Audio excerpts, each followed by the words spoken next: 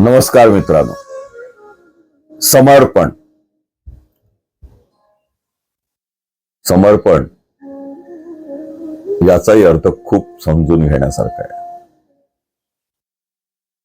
समर्पण ही भावना आहे. समर्पण ही मनाची तयारी आहे. तो मनाचा उदारपणा आहे. प्रेमाचा सर्वच अर्थ समर्पणावर अवलंबून असतो. जेव्हा शब्दा वाचून अर्थ उरतो तेव्हाच खऱ्या अर्थाने समर्पणाचा जन्म होतो.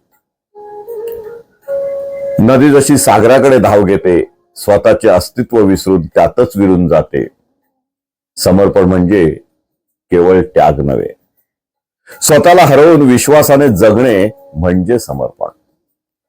जसा तुळशीचा सुगंध वाऱ्याला दिला जातो, तसाच आपला श्वास ध्येयाला अर्पला जातो. फुलाने सुगंध द्यावा, फांदीने भार सोसावा, दिव्याने जळून जगाला प्रकाश द्यावा. अट नसलेले प्रेम आणि शंका नसलेला विश्वास म्हणजे समर्पण. समर्पण म्हणजे सुवास. हा सुवास जिथे मीपणाचा पूर्ण अंत होतो. समर्पण हे शोधावे लागते. समर्पण हे मानावे लागते. समर्पणाची तयारी असते. समर्पणात त्यागाची भावना असते. समर्पण हे उदात्त असते.